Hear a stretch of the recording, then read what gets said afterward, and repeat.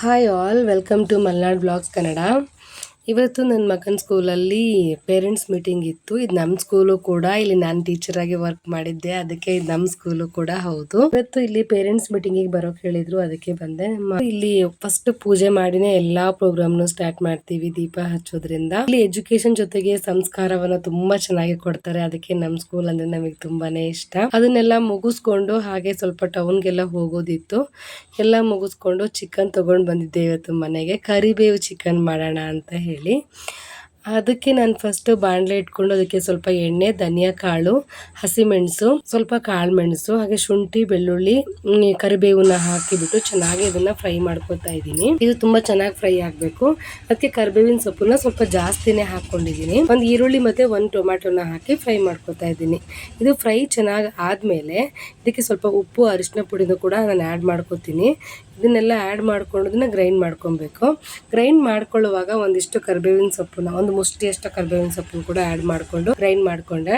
But ಆ ಕರಿಬೇವು ಸೊಪ್ಪನ್ನ ನಾನು ಆ್ಯಡ್ ಮಾಡ್ಕೊಂಡಿದ್ದು ಸ್ಕಿಪ್ ಆಗಿದೆ, ಅದಕ್ಕೆ ಅದು ಶೋ ಆಗ್ತಾ ಇಲ್ಲ.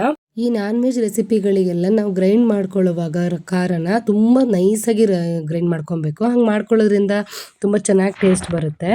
ಇದಾದಮೇಲೆ ಒಂದು ಬಾಣಲೆ ಇಟ್ಕೊಂಡು ಅದಕ್ಕೊಂದು ಸ್ವಲ್ಪ ಎಣ್ಣೆ ಹಾಕಿ ಅದಕ್ಕೆ ಸ್ವಲ್ಪ ಈರುಳ್ಳಿ, ಚಕ್ಕೆ, ಲವಂಗನೆಲ್ಲ ಹಾಕ್ಕೊಂಡಿದ್ದೆ. ಹಾಗೆ ಒಂದಿಷ್ಟು ಕರಿಬೇವಿನ ಸೊಪ್ಪನ್ನು ಹಾಕೋತಾ ಇದ್ದೀನಿ.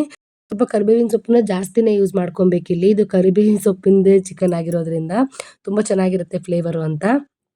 ಹಾಗೆ ಇದು ಹೆಲ್ತಿಗೂ ಕೂಡ ತುಂಬಾನೇ ಒಳ್ಳೆಯದು. ಚಿಕನ್ ಹೀಟ್ ಆಗಿರೋದ್ರಿಂದ ಇದು ಕರಿಬೇವಿನ ಸೊಪ್ಪು ನಾವು ಜಾಸ್ತಿ ಹಾಕೋದ್ರಿಂದ ಅದು ಅಷ್ಟೊಂದು ಹೀಟ್ ಆಗೋದಿಲ್ಲ ಅಂತ ಅಷ್ಟೇ. ಒಂದು ಚಿಕನ್ನ ಎಷ್ಟು ವೆರೈಟಿಯಾಗಿ ರೆಸಿಪಿಗಳನ್ನೆಲ್ಲ ಮಾಡ್ತಾರಲ್ಲ, ಅದರಲ್ಲಿ ಇದು ಕೂಡ ಒಂದು ಹೌದು.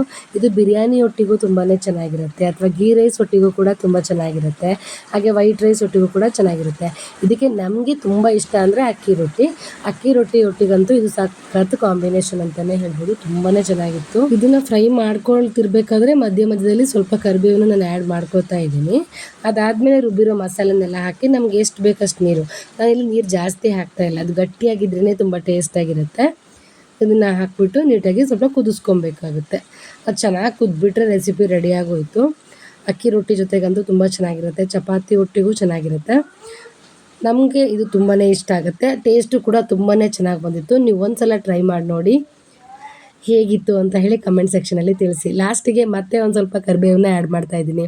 ಆಲ್ಮೋಸ್ಟ್ ಬೇರೆ ಟೈಮಲ್ಲೆಲ್ಲ ನಾವು ಕೊತ್ತಂಬರಿ ಸೊಪ್ಪನ್ನ ಆ್ಯಡ್ ಮಾಡ್ತಿದ್ದೀವಿ, ಇಲ್ಲಿ ಕರಿಬೇವನ್ನ ಆ್ಯಡ್ ಮಾಡ್ತಾ ಇದ್ದೀನಿ. ನೋಡಿ ಘಮ ಘಮ ಅಂತ ಇದೆ, ಎಷ್ಟು ಚೆನ್ನಾಗಿತ್ತು ಗೊತ್ತಾ.